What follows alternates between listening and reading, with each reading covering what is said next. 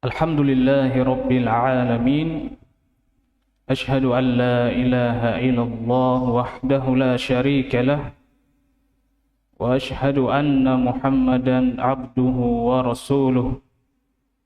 Wa sallallahu wa sallama wa baraka alaihi wa ala alihi wa sahbihi ajma'in.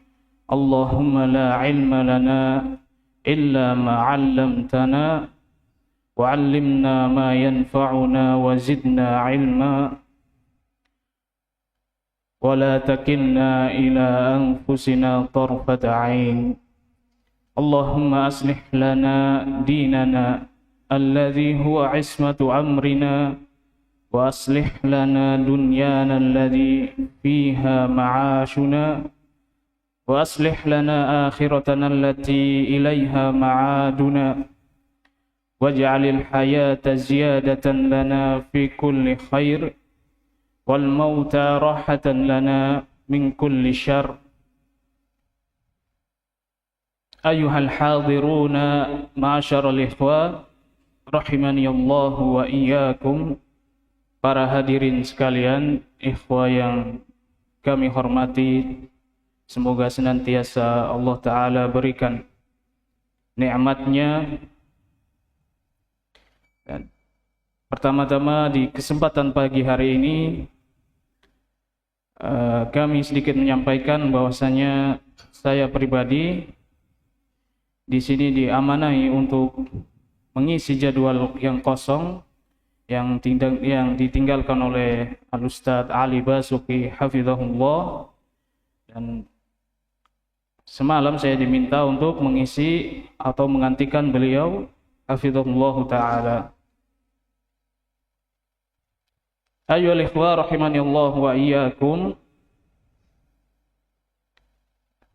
Di kesempatan yang mulia di pagi hari ini, pertama-tama marilah kita bersyukur kepada Allah Ta'ala yang telah mengkaruniakan kepada kita nikmat sehingga kita bisa berkumpul di tempat yang diberkahi Allah Subhanahu wa Ta'ala di dalam rangka mudzakkaratul ilm, dalam rangka mengingatkan ilmu, mengingatkan warisan para nabi. Ya, warisan para nabi itu bentuknya berupa ilmu, sebagaimana sebuah hadis yang diriwayatkan oleh sahabat yang mulia radhiyallahu taala anhu yang bernama Abi Darda. Beliau berkata radhiyallahu taala an, bahwasanya Rasulullah sallallahu alaihi wasallam bersabda, al ulama warathatul anbiya. Sesungguhnya para ulama mereka adalah pewarisnya nabi. Fal anbiya'u la yuwarithuna dinaran wala dirhama. Para nabi, para anbiya mereka tidak mewariskan harta benda, tidak mewariskan emas dan perak. Wa innama warathul ilma. Akan tetapi para nabi mereka mewariskan ilmu. Nah, hadis ini yang diriwayatkan oleh sahabat Abi Darda radhiyallahu taala anhu menunjukkan bahwasanya ilmu ini adalah salah satu bentuk dari warisan nabi. Dan kami berharap berkumpulnya kita di tempat yang mulia ini adalah semata-mata murni mengharapkan kebaikan dari Allah Subhanahu wa Ta'ala. Karena di dalam sebuah hadis yang diriwayatkan oleh sahabat Abi Hurairah radhiyallahu taala anhu yang berisi tentang kebaikan yang dikehendaki oleh Allah Subhanahu wa Ta'ala tidaklah terrealisasikan, tidaklah terwujud, di antaranya yaitu dengan petunjuk dari Allah Subhanahu wa Ta'ala berupa difahamkannya seorang terhadap ilmu. Hadisnya berbunyi, man yuridillahu bihi khairan yufaqihu fid din. Barang siapa yang dikehendaki oleh Allah tabaraka wa taala akan kebaikan, maka niscaya Allah taala akan fahamkan ia di dalam agamanya, di dalam memahami agamanya. Ini menunjukkan bahwasannya salah satu jalan seseorang mendapatkan kebaikan dari Allah Subhanahu wa taala yaitu dengan bentuk diberikannya ia pemahaman di dalam memahami agamanya tabaraka wa taala. Fa al-ikhwa rahimani Allah wa iyyakum, kemudian duduknya kita di dalam majelis ilmu yang tujuannya tidak lain dan tidak bukan adalah dalam rangka untuk mengharapkan ridho Allah Subhanahu wa taala dan juga mengharapkan surganya tabaraka wa taala. Ya, sebagaimana bahwasanya kita ketahui bahwasanya perantara wasilah seseorang itu bisa dimasukkan oleh Allah Subhanahu wa taala ke dalam surganya adalah melalui perantara salah satunya dengan jalan ilmu. Dengan jalan ilmu. Sebagaimana hadis yang kelanjutan dari hadis Abi Darda radhiyallahu taala anhu yang kita bacakan di awal, yang bunyinya adalah man salaka tariqan yabtaghi fihi ilman sahalallahu lahu tariqan ilal jannah. Ini lafaz yang dari hadis Abi Hurairah bahwasanya barang siapa yang dia menempuh jalan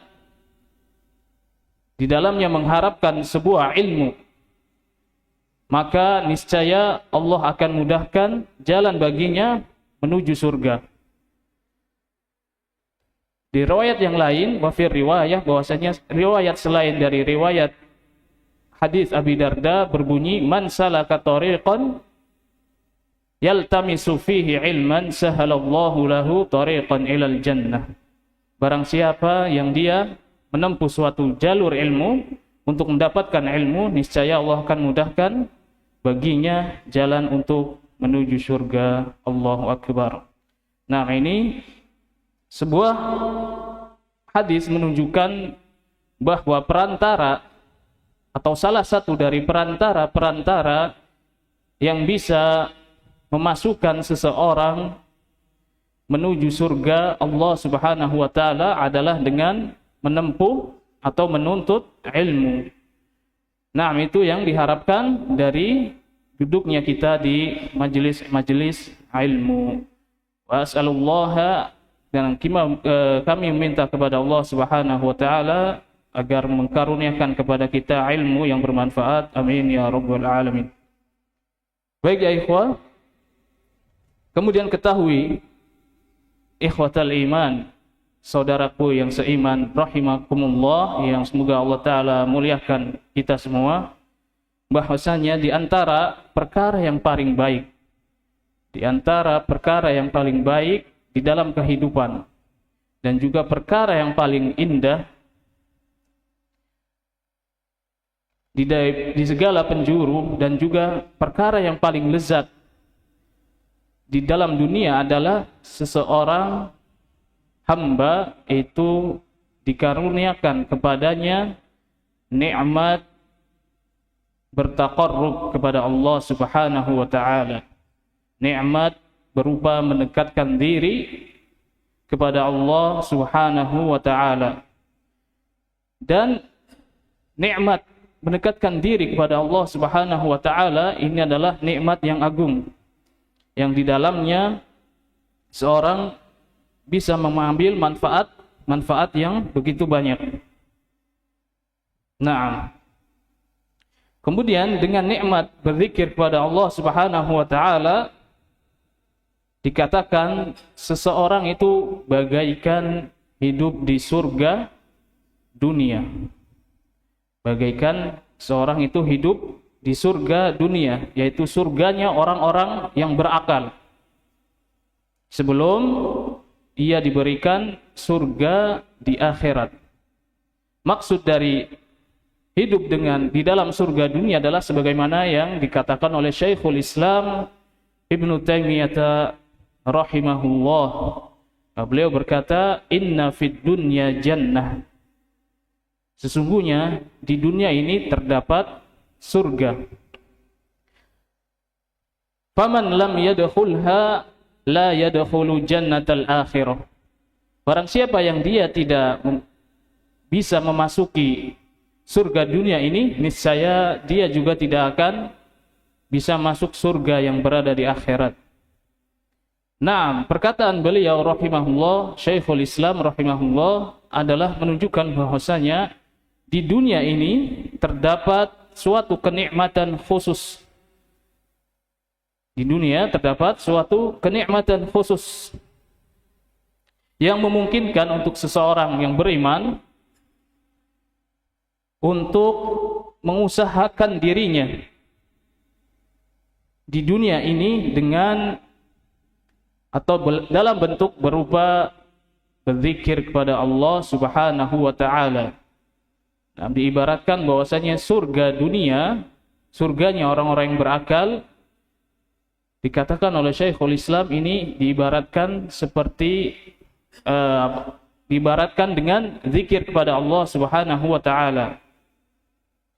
Nah, dan zikir kepada Allah Subhanahu wa taala di dalamnya juga bisa terrealisasikan dalam bentuk-bentuk ibadah umum, ibadah yang wajib misalnya, ataupun berupa ibadah sunnah. Dan nikmat berzikir kepada Allah Subhanahu wa taala yang dikatakan oleh Syekhul Islam itu diibaratkan sebagai jannatun fid dunya, surga yang ada di dunia. Ini adalah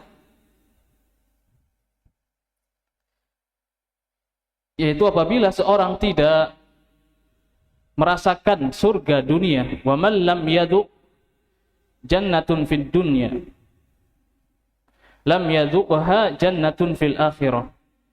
Barang siapa yang tidak merasakan atau bisa menikmati kenikmatan surga yang ada di dunia ini, niscaya ia pun tidak akan merasakan surga yang berada di akhirat, yaitu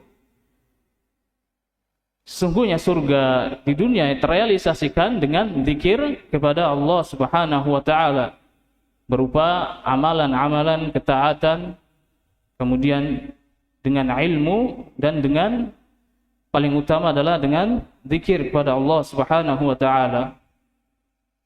Berkata Al-Imam Hasan Al-Basri rahimahullahu taala, tafaqqadul halawat fi thalathatil asya' fi sholati wa fi dzikri wa fi qiraatil qur'ani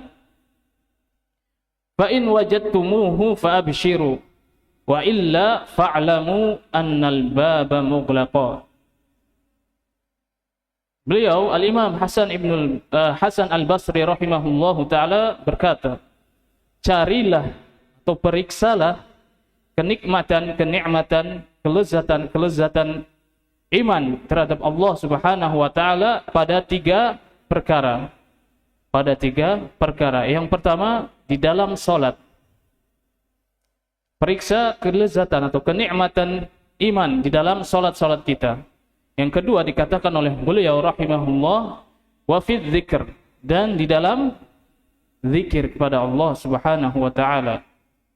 Yang terakhir adalah wa fi qiraatil Qur'an.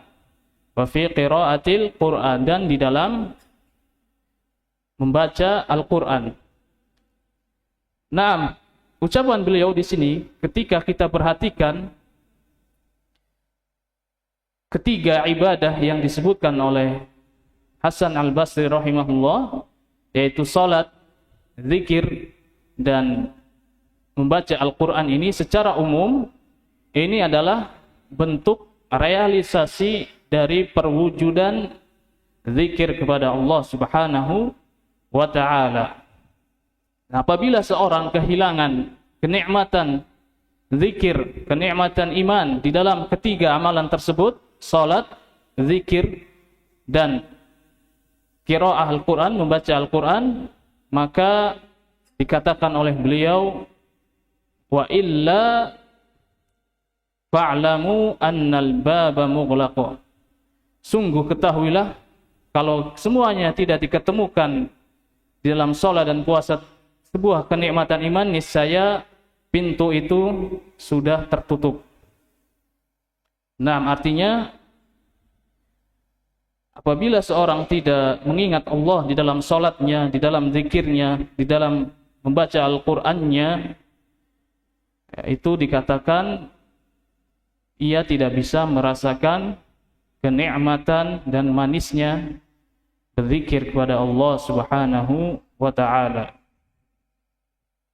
Al-ikhwah rahimani Allah wa iyyakum, saudaraku yang dimuliakan oleh Allah Subhanahu wa ta'ala, semoga senantiasa dirahmatinya. Di sini saya akan sedikit membahas tentang tema berzikir kepada Allah Subhanahu wa ta'ala.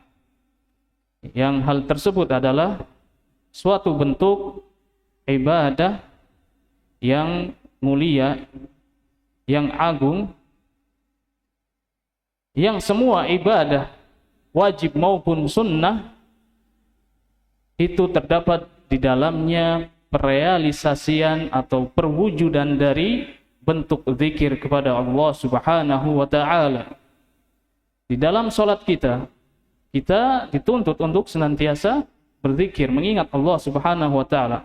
Di dalam puasa kita, di dalam haji atau umrah kita, dan di dalam amalan-amalan yang bentuknya atau sifatnya sunnah juga kita dituntut untuk mewujudkan atau merealisasikan zikir mengingat Allah Subhanahu wa ta'ala.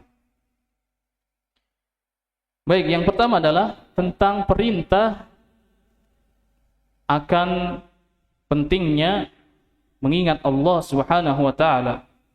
Tentang zikir kepada Allah Subhanahu wa ta'ala ini tertera, termaktub di dalam ayat-ayat Al-Quran, firman-firman Allah, dan juga hadis-hadis Rasulullah sallallahu wasallam wa baraka alaihi wa ala alihi wa sahbihi ajma'in.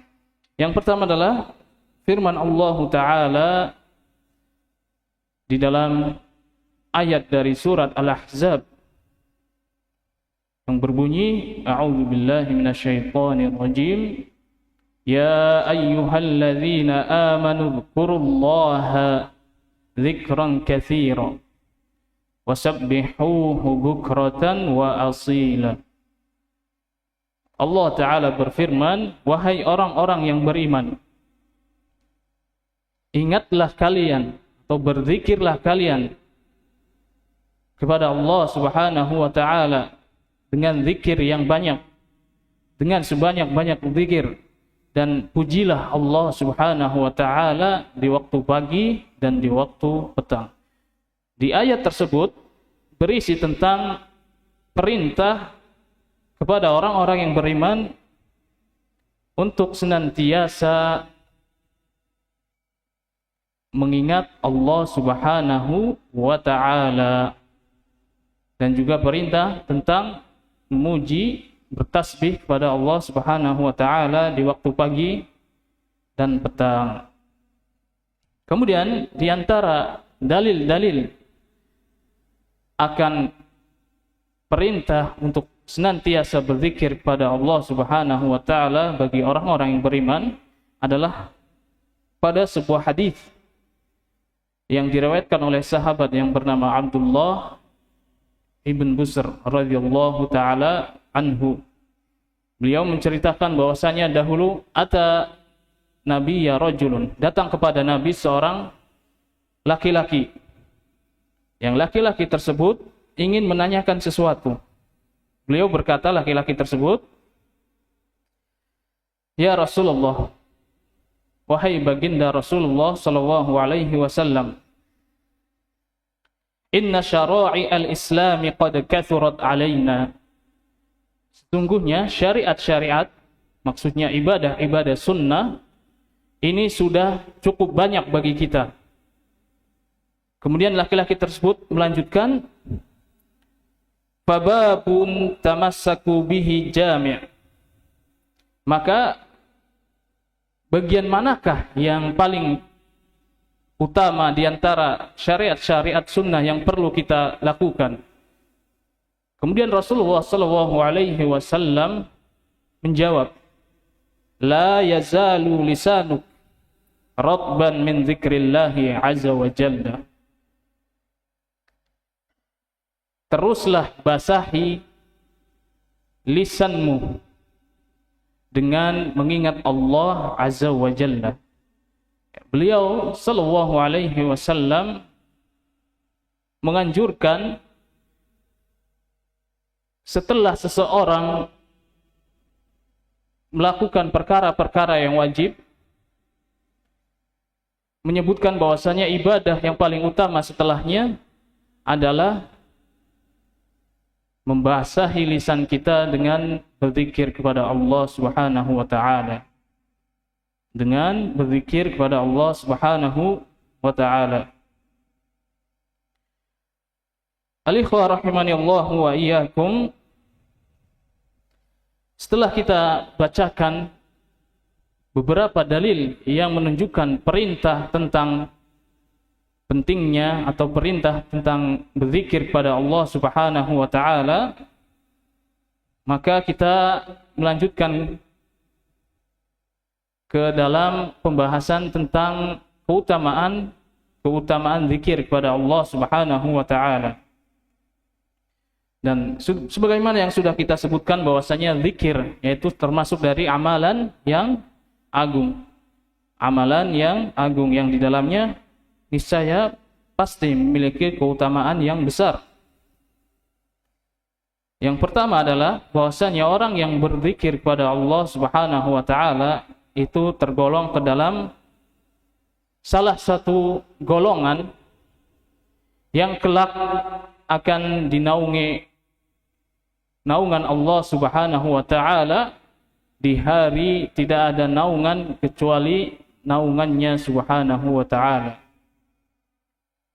Disebutkan di potongan hadis tersebut Rasulullah sallallahu alaihi wasallam berkata, wa rajulun dzakarallaha khaliyan fafadat 'ainah.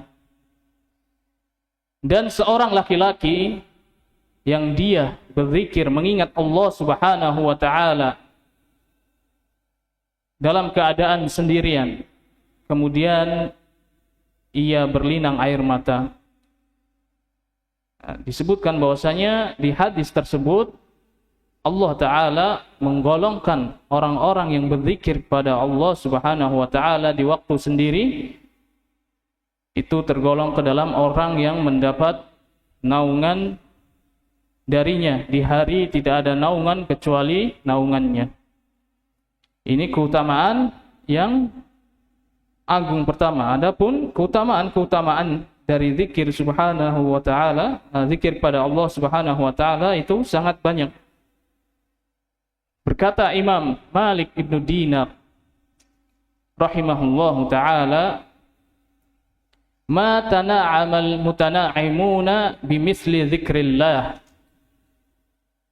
Tidak ada kenikmatan yang sebanding yang dirasakan oleh orang-orang yang mendapatkan nikmat dibandingkan nikmat berzikir kepada Allah Subhanahu wa ta'ala.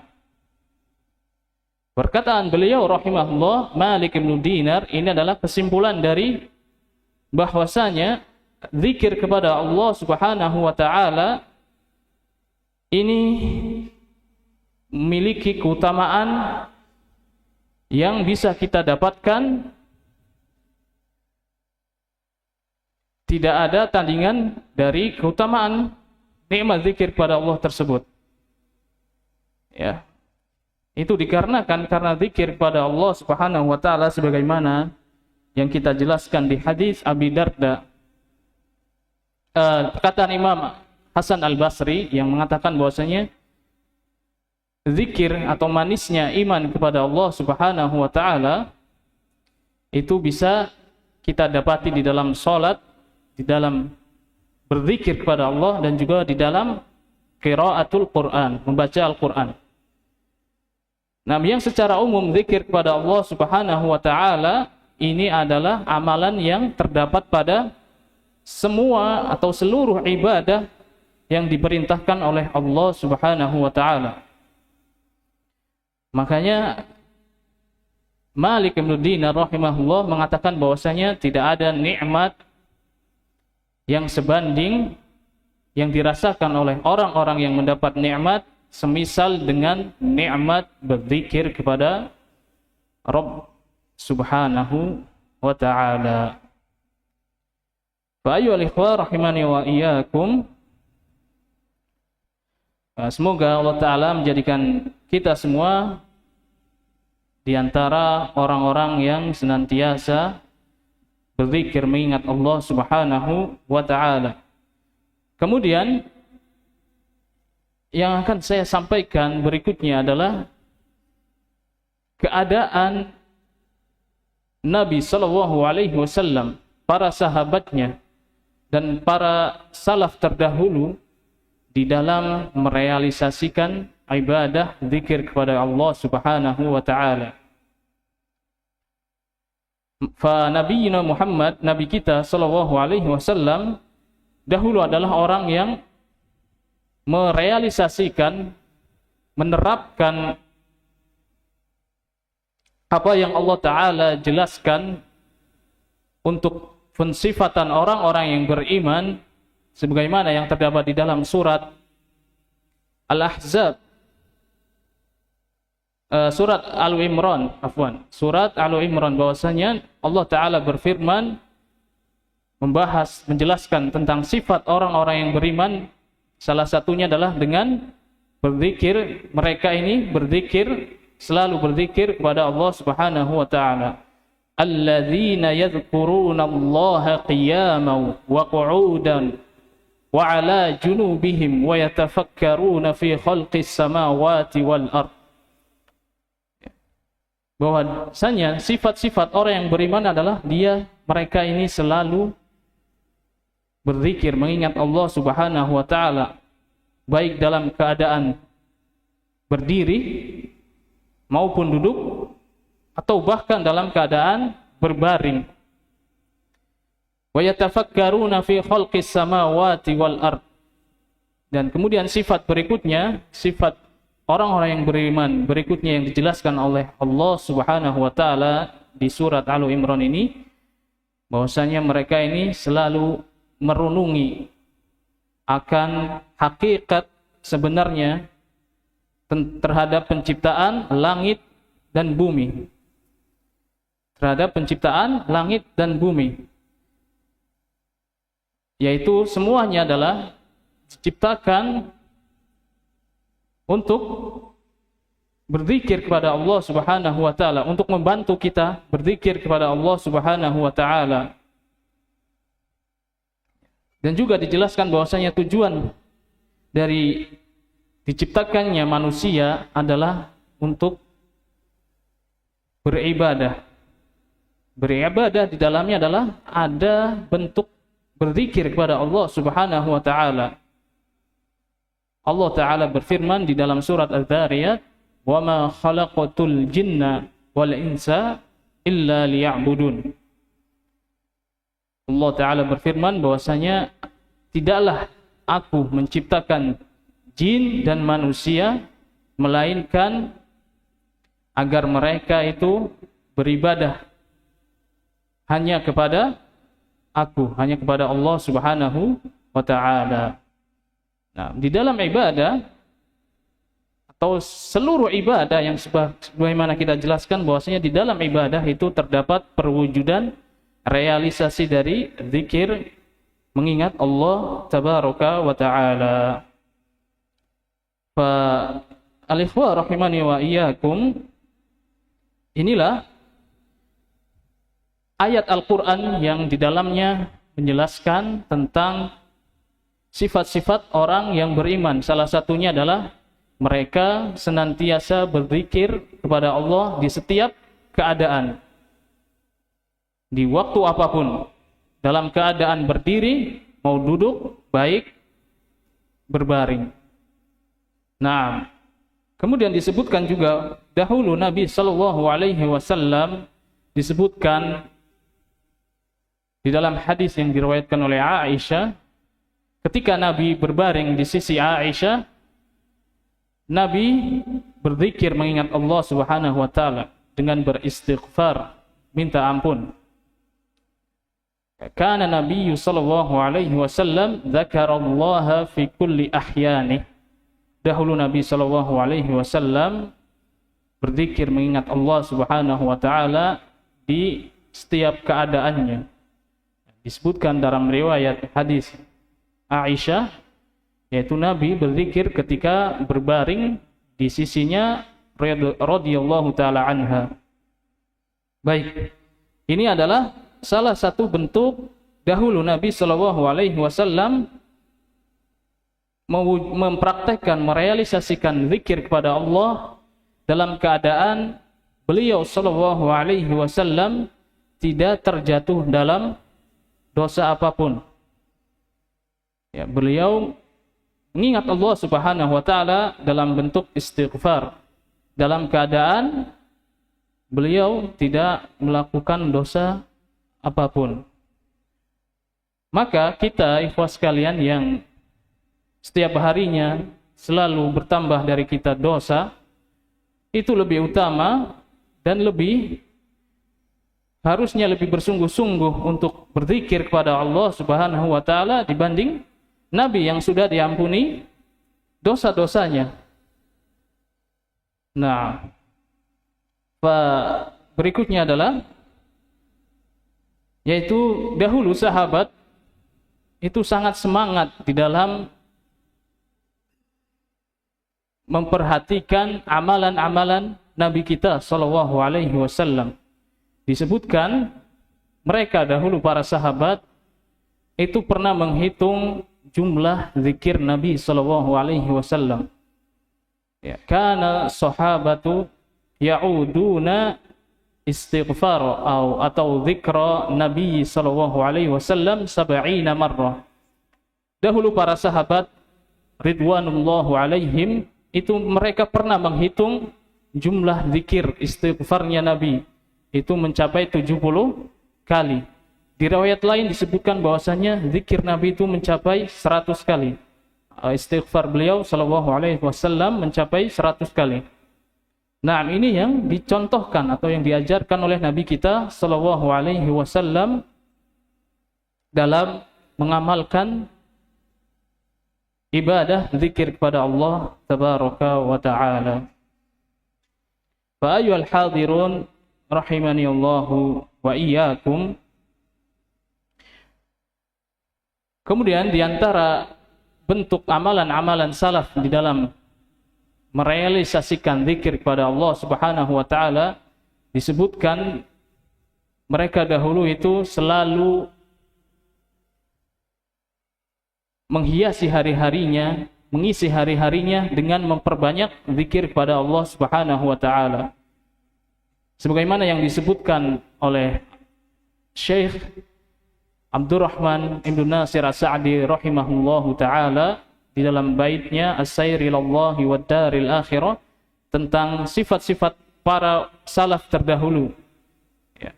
Beliau berkata rahimahullah, wa humul ladzina aktsaru fi dzikrihi fi sirri wal i'lani wal ahyani. Mereka orang-orang yang beriman yang bertakwa kepada Allah Subhanahu wa taala, mereka hari-harinya itu selalu diisi dengan memperbanyak zikir. Entah di dalam keadaan sendirian atau terang-terangan dan di dalam keadaan apapun. Nah, bait syair yang dijelaskan oleh Al-Imam Syekh Abdurrahman Ibn Nasir As-Sa'di rahimahullah ini menunjukkan bahwasanya amalan-amalan salaf terdahulu itu sangat lekat erat kaitannya tentang dengan zikir kepada Allah Subhanahu wa taala. Ya, ini bagaimana kehidupan Nabi, sahabat serta salaf terdahulu di dalam mengamalkan ibadah zikir kepada Allah Subhanahu wa taala. Adapun bentuk zikir yang secara umum seperti yang kita sebutkan di awal, yaitu zikir secara umum itu terdapat pada setiap ibadah yang wajib maupun yang sunnah.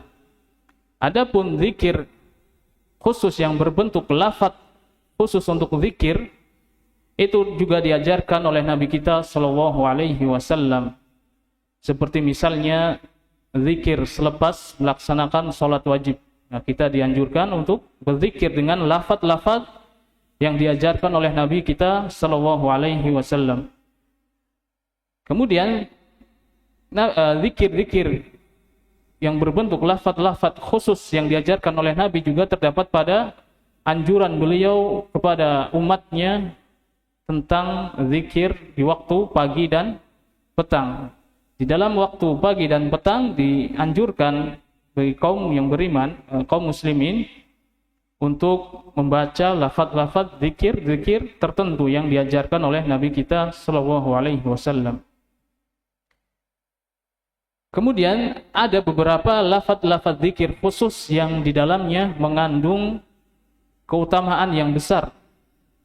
Sebagaimana hadis Rasulullah sallallahu alaihi wasallam menjelaskan bahwasanya ada kalimat-kalimat lafaz-lafaz zikir yang di dalamnya memiliki keutamaan apabila seorang mukmin melafalkannya dengan mengetahui makna serta merealisasikan maknanya, yaitu hadis Nabi yang berbunyi kalimatani khafifatani fil mizan wa thaqilatani khafifatani fil lisan wa thaqilatani fil mizan wa mahabbatani ila rahman.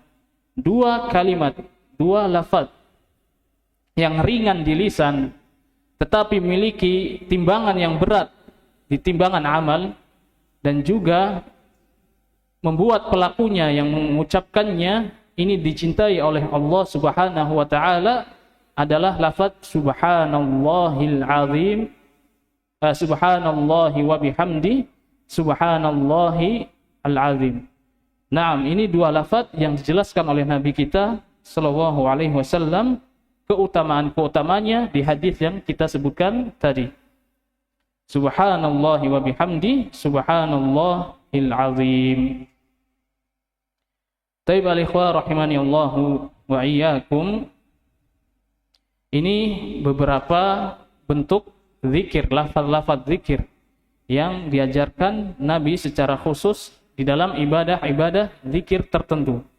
Adapun sebagaimana yang kita sebutkan bahwasanya seluruh ibadah yang wajib maupun sunnah di dalamnya adalah terdapat bentuk perealisasian tentang zikir kepada Allah Subhanahu wa taala. Baik, mungkin ini yang bisa saya sampaikan tentang tema zikir mengingat kepada Allah Subhanahu wa taala. Wa nas'alullaha an yaj'alana minadz-dzakirin Allah katsiran wadz-dzakirat. Dan semoga Allah Ta'ala menjadikan kita semua sebagai orang yang senantiasa mengingat Allah Subhanahu wa Ta'ala. Wa nas'alullaha an yaj'alana mimman yastami'una al-qawla fayattabi'una ahsanah. Dan semoga Allah Ta'ala menjadikan kita orang-orang yang senantiasa mengikuti kebaikan. Apabila ada benarnya semata murni dari Allah Subhanahu wa Ta'ala, dan apabila ada kelirunya semata-mata murni dari diri saya pribadi dan dari syaitan, saya berlepas diri darinya. Kita tutup. Subhanakallahumma bihamdik, asyhadu an la ilaha illa anta